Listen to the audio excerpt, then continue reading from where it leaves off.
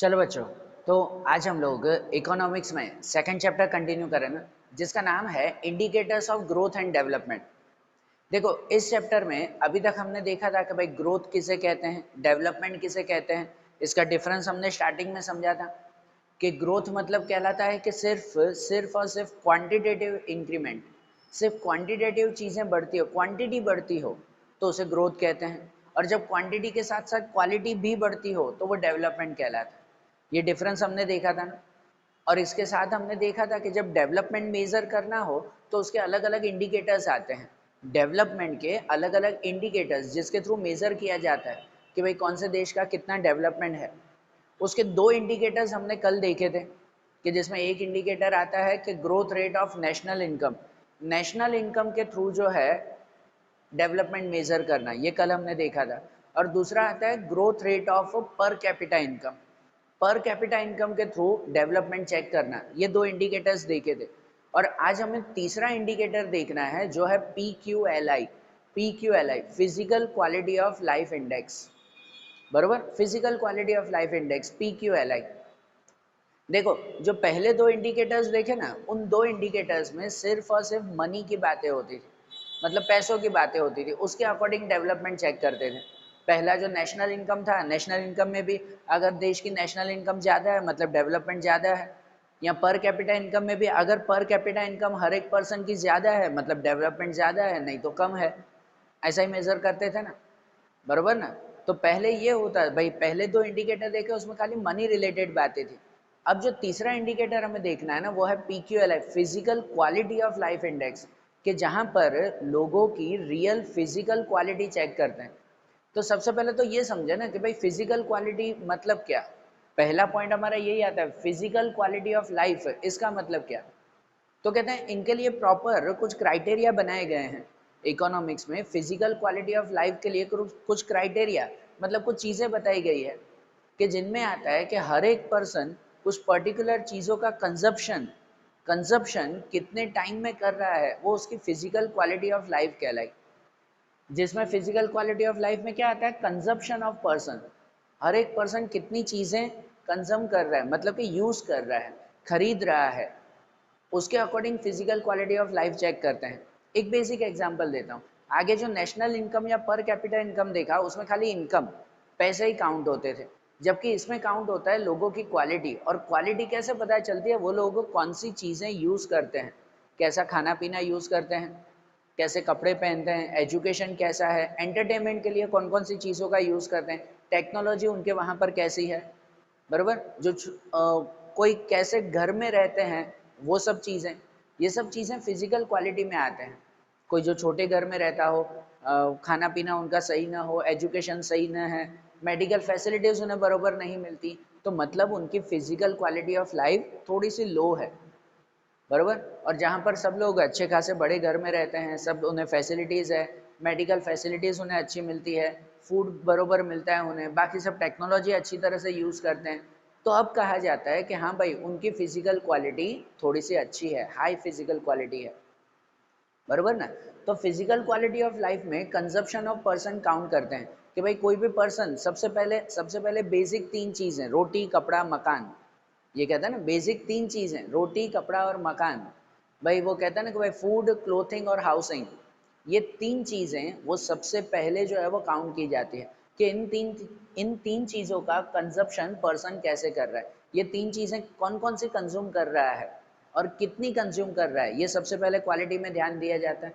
उसके बाद आते हैं कि लॉन्ग टर्म गुड्स जो आते हैं, लॉन्ग टर्म ड्यूरेबल गुड्स, मतलब कि उनके घर में जो है वो, मतलब घर कितना बड़ा है, सपोज गाड़ियाँ कितनी हैं, बराबर ना, घर में गाड़ियाँ कितनी हैं, दूसरे मटीरियलिस्टिक थिंग्स उसमें कितने कितने हैं, ये सब लॉन्ग टर्म गुड्स कहलाते हैं ना। वो कितनी यूज़ कर रहा है और कितने टाइम में यूज़ कर रहा है। हाँ ठीक है, किसी ने एक बड़ी गाड़ी खरीदी, लेकिन वो गाड़ी उसने जो है वो 15 साल मेहनत करने के बाद जो है वो पैसे जमा कर करके गाड़ी खरीदी है, तो ड्यूरेशन तो बहुत लंबा हो गया ना, टाइमिंग तो बहुत लंबा हो गया ना।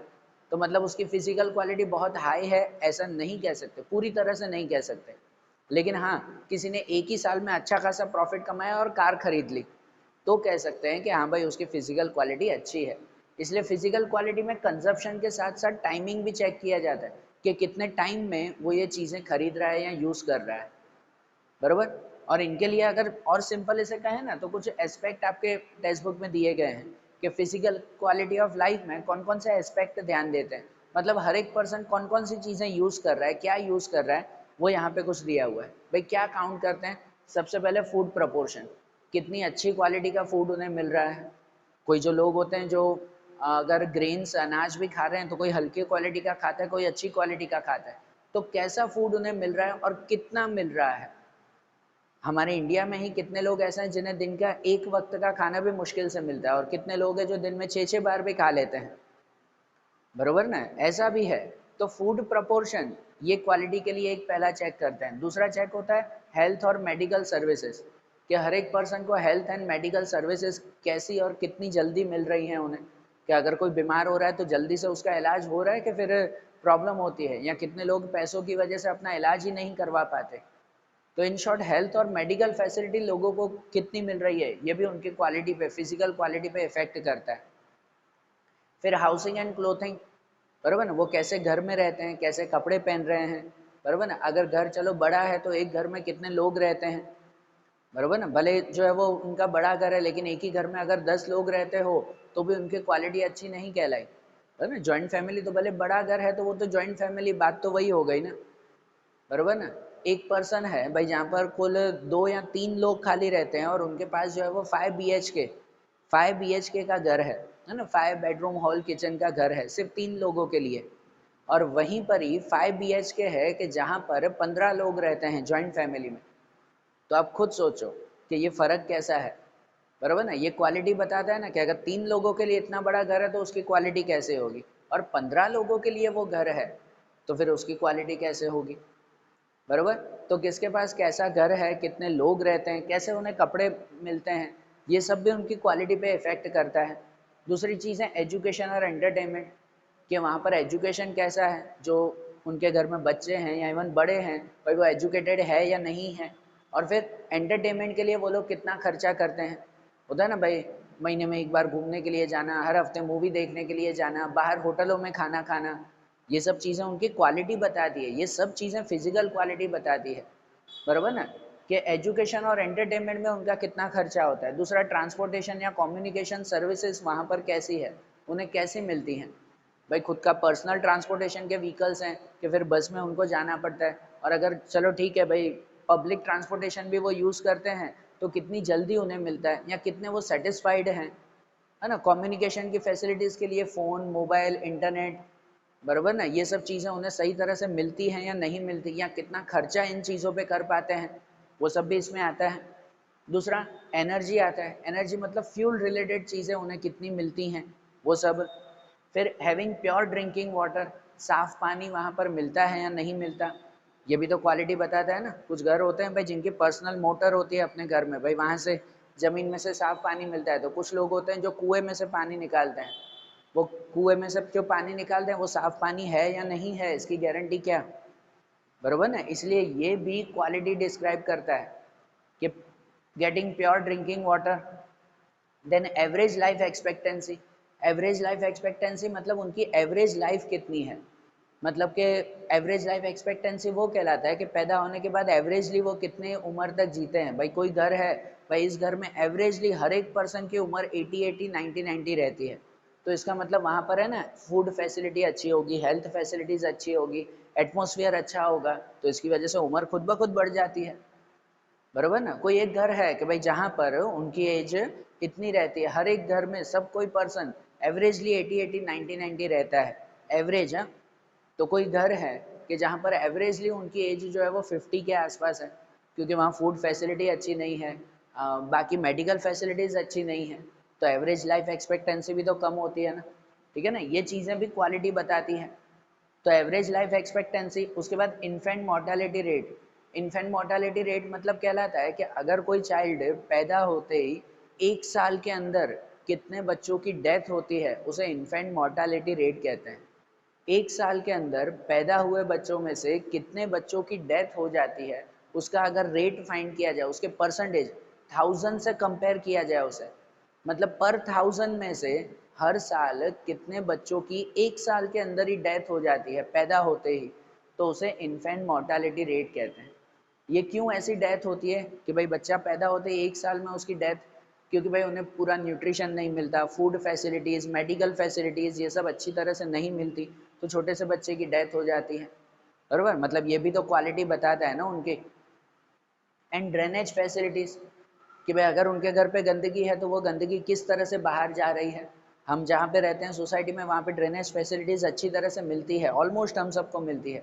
लेकिन गांव में या कहीं पर जाओ कि जहाँ पर ड्रेनेज फैसिलिटी बिल्कुल भी नहीं है, घर का जो भी गंदगी निकलती है वो गंदगी घर के बाहर ही जो है वो खुली नालियों में दिखाई देती है वो। तो ये भी तो क्वालिटी बताता है ना उनकी। तो ये ड्रेनेज फैसिलिटीज़ भी आता है। तो ये चीज़ें हैं, ये सब चीज़ें हैं, ये सब एस्पेक्ट जो फिजिकल क्वालिटी बताती है। फिर क्या करते हैं, अब क्या किया जाता है कि ये सब चीज़ें हर देश में ये चीज़ें कॉमन है भाई। इन सब चीज़ों में जो है काउंटिंग की जाती है, मेज़र किया जाता है कि भाई कितने परसेंटेज लोगों को ऐसी फैसिलिटीज़ मिल रही है या कितने नहीं मिल रही है, और उसके ऊपर से एक इंडेक्स बनाते हैं। इंडेक्स का मतलब कहते हैं कि भाई एक रैंक दिया जाता है कि भाई भारत में ये सब फैसिलिटीज़ ज़्यादा है तो चलो उसको ये रैंक दिया। फिर उसके बाद पाकिस्तान में इससे ये थोड़ी फैसिलिटीज़ कम है तो चलो उसको ये रैंक दिया। बरोबर ना। ऐसा होता है इसमें कि भाई इन सब के अकॉर्डिंग रैंक दिया जाता है और एक इंडेक्स बनाया जाता है जिसे अब कहते हैं physical quality of life index. जो इसके ऊपर से आता है ना, physical quality of life index, PQLI। बरोबर, बेसिक कहें तो physical quality of life index में जो है वो हर देश का डेवलपमेंट चेक करने के लिए उनमें 3 कॉन्सेप्ट या कहो कि भाई 3 फैक्टर्स इंक्लूड किए जाते हैं। PQLI में हर कंट्री के लिए 3 फैक्टर्स इंक्लूड किए जाते हैं। ये फैक्टर्स सभी देशों में कॉमन है, इसलिए ये 3 फैक्टर्स लिए जाते हैं। कौन से 3 फैक्टर्स? तो एक एक्सटेंट ऑफ एजुकेशन, दूसरा लाइफ एक्सपेक्टेंसी और तीसरा इन्फेंट मोर्टालिटी रेट। बराबर, हर देश के लिए। अब सपोज इंडिया में हर देश अपनी अपनी तरह से काउंट करेगा। सपोज इंडिया की ही अगर बात करें तो इंडिया में PQLI फाइंड करने के लिए ये 3 फैक्टर्स की काउंटिंग की जाती है कि भाई पहला extent of education. In 3 factors में अगर बेसिक का है ना तो ये 3 फैक्टर्स में ये सभी चीज़ें इंक्लूड हो जाती है। इसके अंदर ये सभी चीज़ें एक साथ इंक्लूड हो जाती है, इसलिए इन सब का कंक्लूजन करके ये 3 फैक्टर्स बनाए गए हैं। क्वालिटी पता करने के लिए ये सब चीज़ें होनी चाहिए और इन सब का कंक्लूजन इसमें डाल दिया है। पहला, एक्सटेंट ऑफ एजुकेशन, कि भाई हर एक पर्सन का एजुकेशन कितना है, जो इसमें भी आता है ना एजुकेशन एंड एंटरटेनमेंट में, लिटरेसी कितनी है। क्योंकि सबसे पहली चीज़ अगर लिटरेसी होगी ना तो पता है बाकी की बहुत सारी चीज़ों के लिए पर्सन खुद काम करता है। जो इंसान पढ़ा लिखा होता है वो खुद की ग्रोथ के लिए खुद काम कर पाता है। भाई मैं साफ़ सफाई से रहूँ, अच्छा खाना खाऊँ, बराबर ना। अगर कहीं बीमार है तो बीमार होने के बाद मैं कहाँ पर जाना है, कहाँ से फैसिलिटीज़ लेनी है, या पहले ही ऐसी एक्टिविटी करना कि बीमार हो ही ना। ये सब अगर एजुकेशन होता है तो ये बातें सोचते हैं ना, बराबर ना। इसलिए बहुत सारी बातें सिर्फ इसमें आ जाती है, एक्सटेंट ऑफ एजुकेशन, कि भाई पर्सन कितने जो है वो पढ़े लिखे हैं, लिटरेसी रेट कितना है। भाई हमारी कंट्री का लिटरेसी रेट कितना है कि भाई ओवरऑल इंडिया में सपोज 80% से ज़्यादा लोग पढ़े लिखे हैं, है ना। 80 या 85% से ज़्यादा लोग पढ़े लिखे हैं, तो मतलब लिटरेसी रेट काफ़ी अच्छा है ना, काफ़ी ज़्यादा है ना, बराबर ना। तो इसलिए ये क्वालिटी इंडेक्स काउंट करने के लिए सबसे पहले एक्सटेंट ऑफ एजुकेशन कोई भी देश का काउंट करते हैं। उसके बाद लाइफ एक्सपेक्टेंसी। लाइफ एक्सपेक्टेंसी जो यहाँ पर भी देखा हमने, इसका मतलब कि उस देश में, हम इंडिया की बात कर रहे हैं तो अगर इंडिया में हर एक पर्सन एवरेजली कितनी उम्र तक जीता है, कितना जीता है, वो उसकी लाइफ एक्सपेक्टेंसी कहलाती है। बरोबर ना भाई, इंडिया में हर एक पर्सन एवरेजली कितना जीता है वो क्या कहलाई, उसकी लाइफ एक्सपेक्टेंसी। ठीक है ना। लाइफ एक्सपेक्टेंसी से पता चलता है कि अगर कोई देश की लाइफ एक्सपेक्टेंसी ज़्यादा है, मतलब एवरेजली वहाँ के लोग 70 80 ईयर्स जी रहे हैं, मतलब उस देश में मेडिकल फैसिलिटी अच्छी होगी, housing, clothing facilities, food facilities अच्छी होगी, सब फैसिलिटीज़ अच्छी मिल रही हैं, तभी तो वो इतनी उम्र जी पाते हैं ना। और अगर सपोज इंडिया का एवरेज लाइफ एक्सपेक्टेंसी कम है, कि सपोज एवरेजली जो है वो 40 50 ईयर्स ही अगर जीते हैं, तो इसका मतलब भाई उस पर्सन को ये सब फैसिलिटीज़ थोड़ी कम मिल रही होगी। सही बात है ना। तो इसीलिए लाइफ एक्सपेक्टेंसी काउंट किया जाता है, ये physical quality of life index PQLI ढूंढने के लिए। और तीसरा, infant mortality rate. Infant mortality rate भी वही कहलाता है कि पर 1000 में से, कोई भी कंट्री में पर 1000 में से कितने चिल्ड्रंस की विद इन 1 ईयर डेथ हो जाती है। पैदा होते ही 1 साल के अंदर उनकी डेथ हो जाती है पर 1000 बच्चों में से। उसे हम लोग इन्फेंट मोर्टालिटी रेट कहते हैं कि अगर ये रेट कोई देश में ज़्यादा है ना, कोई देश का इन्फेंट मोर्टालिटी रेट अगर ज़्यादा है, इसका मतलब ये हुआ कि भाई वहाँ पर ये सब फैसिलिटीज़ अच्छी नहीं है। भाई उन्हें पूरा न्यूट्रिशन नहीं मिल रहा, बरोबर खाना नहीं मिल रहा है, कह सकते हैं मेडिकल फैसिलिटीज़ उन्हें अच्छी नहीं मिल रही है, इसकी वजह से उनकी डेथ हो जाती है विद इन 1 ईयर। बरोबर, तो ये इन्फेंट मोर्टालिटी रेट भी कहते हैं। और अगर ये रेट बहुत कम है, भाई कम बच्चों की डेथ हो रही है, मतलब हाँ सही बात है कि भाई वहाँ पर क्वालिटी बहुत अच्छी है, सब फैसिलिटीज़ उन लोगों को बहुत अच्छी तरह से मिल रही है। आ रही है ना बात समझ में? तो इसलिए PQLI काउंट करने के लिए ये 3 चीज़ें काउंट करते हैं, बरोबर ना? ये 3 चीज़ें काउंट करते हैं। और इन 3 चीज़ों में काउंट करने के बाद कैसे किया जाता है फॉर्मेशन, PQLI का फॉर्मेशन। PQLI कैसे काउंट करते हैं? तो ये जो 3 चीज़ें हैं ना, कोई भी देश में, सपोज इंडिया में ये 3 चीज़ें काउंट की, इन तीनों को 1 to 100 के बीच में ग्रेड दिया जाता है। 1 to 100 के बीच में क्या दिया जाता है? ग्रेड दिया जाता है। सबसे पहले समझना, सपोज एक्सटेंट ऑफ एजुकेशन है, भाई इंडिया में एजुकेशन कितना है, कितना अच्छा है, उसे रैंक दो, 100 में से मार्क्स दो। भाई 100 में से उसे मार्क्स मिले 80, मतलब सपोज 80% यहाँ पर एजुकेशन है इंडिया में, बरोबर? ऐसे वो मार्क्स दिए जाते हैं। 1 to 100 में से इन तीनों को मार्क्स देते हैं। लाइफ एक्सपेक्टेंसी यहाँ पर कितनी है? तो चलो एवरेज लाइफ एक्सपेक्टेंसी 70 के आसपास है, तो रैंक दिया जाता है, ग्रेड दिया जाता है 70, बरोबर ना? कि भाई हाँ एवरेज लाइफ एक्सपेक्टेंसी 70 है। या फिर इन्फेंट मोर्टालिटी रेट, उसमें भी ग्रेड देते हैं कि अगर इन्फेंट मोर्टालिटी रेट कम है, मतलब ग्रेड ज़्यादा दिया जाता है। मार्क्स देते हैं ना भाई, कितने मार्क्स आए, अगर इन्फेंट मोर्टालिटी रेट कम है तो मार्क्स ज़्यादा देंगे, अगर इन्फेंट मोर्टालिटी रेट ज़्यादा है मतलब मार्क्स कम देंगे, इसमें उल्टा ना।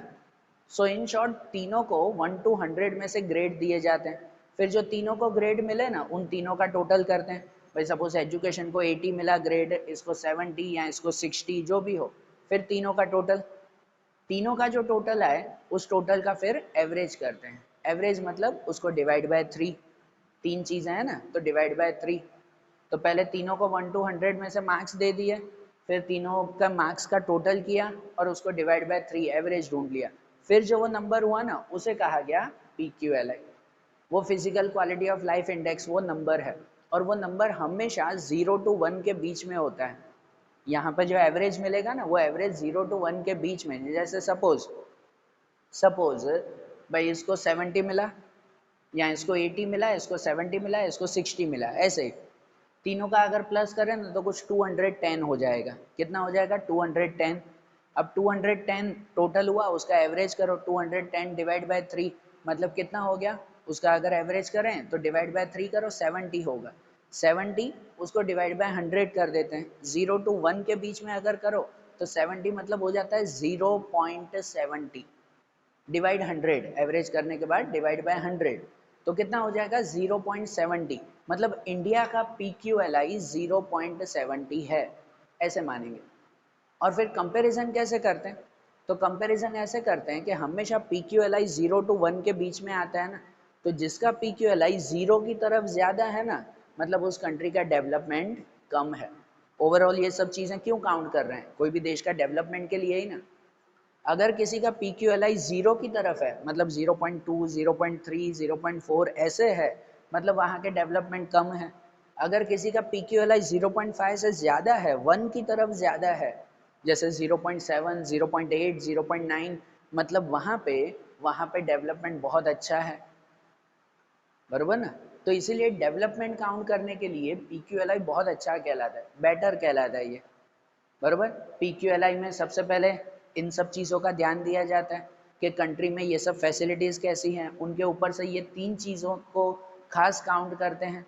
भाई कंट्री में एजुकेशन कैसी है, लाइफ एक्सपेक्टेंसी मतलब मेडिकल फैसिलिटीज़ कैसी है, इन्फेंट मोर्टालिटी रेट कैसा है, बरोबर ना? ये तीनों काउंट करके उसके ऊपर से ये PQLI तैयार करते हैं। तो पता चलता है कि भाई ईजिली पता चलता है कि उस कंट्री का डेवलपमेंट कैसा है। और अगर हर देश के लिए काउंट करें, जैसे अगर इंडिया में 0.7 आया और अगर पाकिस्तान में काउंट करें, पाकिस्तान में 0.5 आया, तो सीधा सा कंपेयर हो जाता है कि हाँ भाई इंडिया का डेवलपमेंट ज़्यादा है, पाकिस्तान का थोड़ा सा कम है।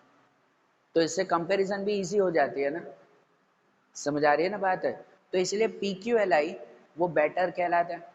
अब PQLI के कुछ फायदे और नुकसान अगर देखें, कोई भी एस्पेक्ट हो या कोई भी जो है वो कॉन्सेप्ट हो, उसके कुछ फायदे कुछ नुकसान भी रहते हैं। अगर इसके फायदे देखें ना, पहले पॉजिटिव एस्पेक्ट अगर देखें, ये PQLI काउंट करने के फायदे, सबसे पहला बेटर देन अदर कॉन्सेप्ट। जो पहले के दो कॉन्सेप्ट थे, growth rate of national income and growth rate of per capita income, पहले दो देखे थे ना कल, तो उनसे तो ये बेटर है। उसमें तो खाली मनी ही काउंट होती थी, पैसे ही काउंट होते थे और कुछ भी नहीं। इसमें एक क्वालिटी तो काउंट होती है ना, बराबर है, इतनी सारी चीज़ें इसमें काउंट होती है। इसलिए बाकी दोनों के कंपैरिजन में PQLI बेटर है, बेटर देन अदर कॉन्सेप्ट। दूसरा इसका पॉजिटिव एस्पेक्ट देख सकते हैं कि स्टैंडर्ड ऑफ ह्यूमन लाइफ, कि इसमें लोगों की स्टैंडर्ड लाइफ या लोगों का स्टैंडर्डाइजेशन पता चलता है। लोगों का स्टैंडर्ड कितना है, लोग कितना क्वालिटी में आगे बढ़ रहे हैं, क्वालिटी में आगे बढ़ रहे हैं। भाई अच्छे घर में रहते हैं, अच्छा एजुकेशन मिल रहा है, अच्छी चीज़ें मिल रही हैं, तो क्वालिटी में कितने कितने आगे बढ़ रहे हैं ये भी इनसे पता चलता है। लोगों का स्टैंडर्ड पता चलता है।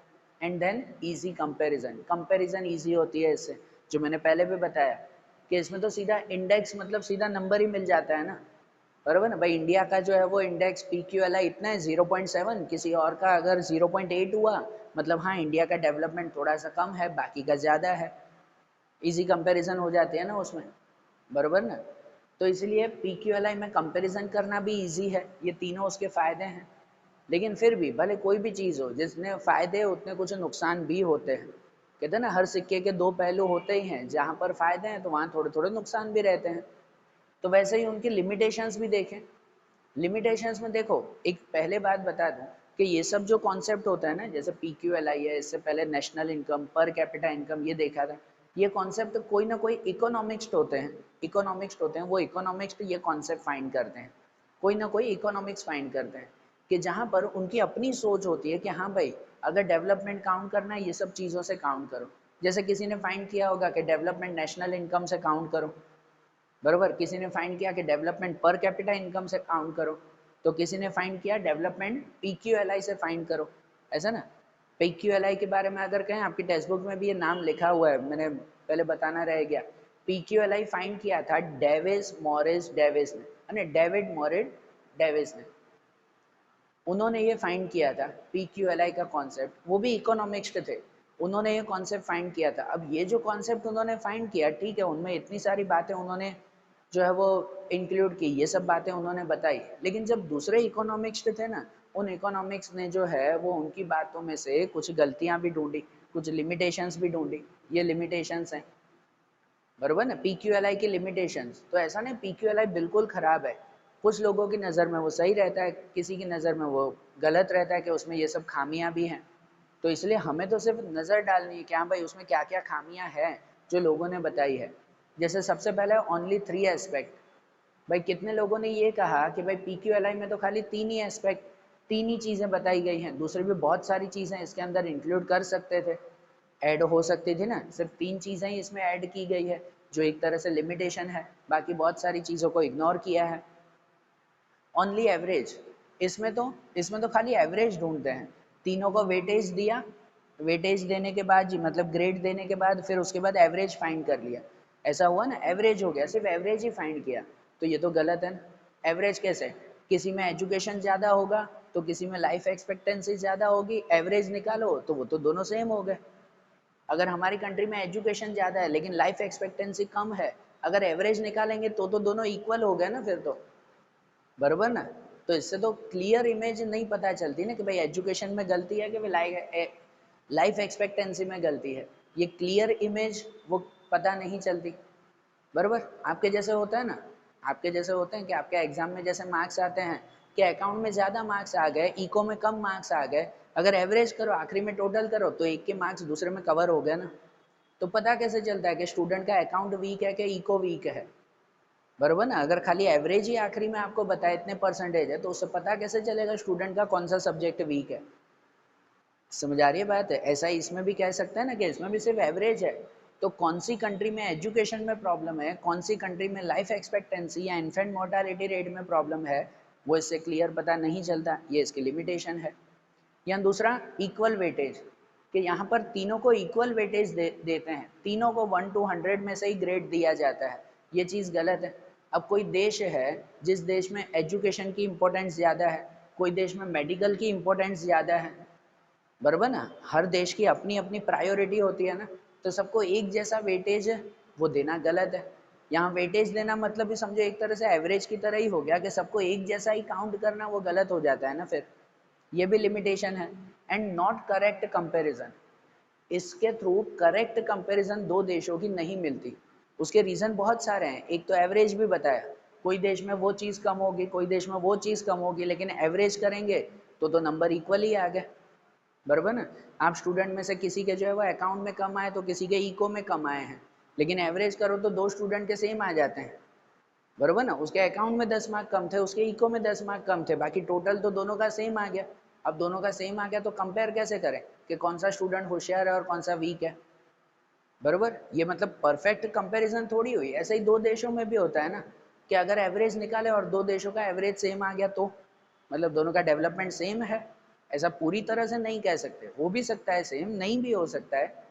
तो करेक्ट कंपैरिजन नहीं पता चलती ना। और कल पता है वो क्या कहते हैं, नेशनल इनकम में और पर कैपिटा इनकम में जब हमने काउंट किया था उस वक्त भी कंपैरिजन बताई थी नॉर्वे कंट्री और इंडिया कंट्री की। कल के वीडियो में मैंने बताया था कि भाई नॉर्वे कंट्री का ग्रोथ रेट कम है क्योंकि वो ऑलरेडी डेवलप्ड हो चुके हैं, बराबर ना।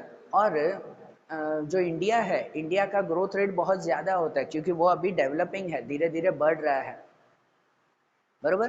तो कंपैरिजन करते वक्त अगर जो कंट्री पहले ही डेवलप्ड है तो उसमें भी ये चीज़ें धीरे धीरे बढ़ती होगी, और जो कंट्री डेवलपिंग है उसमें ये चीज़ें बहुत जल्दी जल्दी बढ़ती होगी, इसीलिए उसमें भी ये कंपैरिजन करना बिल्कुल सही नहीं रहता, बराबर ना। काफ़ी हद तक सही होता भी है लेकिन कुछ हद तक ऐसी लिमिटेशंस, ऐसी गलतियां निकाल भी सकते हैं। इन शॉर्ट कॉन्सेप्ट है सही, लेकिन ये कुछ लिमिटेशन है भाई, बिल्कुल करेक्ट कंपैरिजन नहीं पता चलती, परफेक्ट कंपैरिजन नहीं पता चलती। एंड ग्रोथ इग्नोर्ड, दूसरा आता है ग्रोथ इग्नोर्ड। पूरा कॉन्सेप्ट देखा, आप लोगों को ध्यान आया कि पूरे कॉन्सेप्ट में मनी तो काउंट की ही नहीं है, लोगों की इनकम तो काउंट ही नहीं हुई है इसमें, हुई यहाँ पर खाली क्वालिटी देखी गई, क्वांटिटी तो देखी ही नहीं गई। डेवलपमेंट, परफेक्ट डेवलपमेंट वो कहते हैं जहाँ पर क्वांटिटी और क्वालिटी दोनों चीज़ें होनी चाहिए ना, तो वो परफेक्ट डेवलपमेंट कहलाता है। तो इसके लिए वो भी कहा जाता है कि इसमें लोगों की इनकम कितनी है, वो इनकम का कॉन्सेप्ट तो इसमें लिया ही नहीं कहीं पर भी, तो PQLI परफेक्ट कैसे कहलाया, वही है ना, ग्रोथ इग्नोर्ड। ग्रोथ मतलब लोगों की इनकम कितनी बढ़ रही है वो तो इसमें काउंट ही नहीं किया है, तो इसकी वजह से भी ये कॉन्सेप्ट थोड़ा सा कम रह जाता है। समझ आई बात है। देखो ऐसा नहीं है कि ये पूरा गलत है, फिर से बोल रहा हूँ पूरा गलत है ऐसा नहीं है, कि भाई काफ़ी देश हैं जो PQLI के हिसाब से अपना डेवलपमेंट चेक करते हैं, डेवलपमेंट काउंट करते हैं, तो कुछ हद तक सही भी है लेकिन कुछ कुछ लिमिटेशंस भी आती हैं। अगर लिमिटेशंस को इग्नोर करके और बाकी काउंट किया जाए तो हाँ, PQLI के फ़ायदे भी बहुत सारे हैं और सही इंडेक्स नंबर इसमें पता चलता है, बरोबर। लेकिन अगर लिमिटेशंस ध्यान दें और अगर लिमिटेशन को क्या कहते हैं कि भाई सुधारने की कोशिश करें तो ये भी और ज़्यादा सुधर सकता है। जैसे PQLI के बारे में कहते हैं कि ईयर 2003 में, आज से कुछ साल पहले 2003 में PQLI में ये 3 फैक्टर्स थे ना, इसके बाद 3 और फैक्टर्स भी ऐड किए गए थे। 3 और फैक्टर्स में टेक्नोलॉजी, इनकम और कोई एक फैक्टर भी ऐड हुआ था। मतलब जो इनकम इसमें इग्नोर की गई थी वो भी लिमिटेशन दूर किया ना। खाली 3 एस्पेक्ट मानते थे, वो 3 और एस्पेक्ट बढ़ाए गए। अब PQLI में रियली में कहो तो 6 एस्पेक्ट काउंट होते हैं। बेसिक ये 3 है लेकिन इसके अंडर में और 3 एस्पेक्ट भी काउंट किए गए, ठीक है। तो देखो ये कॉन्सेप्ट आता है, अगर लिमिटेशंस हैं तो जो भी इकोनॉमिक्स हैं वो उन्हें दूर करने की भी कोशिश करते हैं कि चलो इसे दूर करके और इसे बेटर बनाया जाए। समझ आ रही है बात। तो देखो आज हमने ये एक कॉन्सेप्ट देखा PQLI, अलग से एक ये पूरा कॉन्सेप्ट था, ध्यान से समझना। हो सके तो बुक में इसे एक बार फिर से रीड कर लो कि PQLI का जो है वो प्रॉपर मीनिंग क्या है। इसके रिलेटेड क्विज है, वो क्विज एक बार अच्छी तरह से कंप्लीट करो आप लोग। अब जो आखिरी कॉन्सेप्ट है ना इसका कि HDI, human development index, HDI, वो आखिरी कॉन्सेप्ट अब हम लोग नेक्स्ट वीडियोस में देखेंगे। Okay, thank you.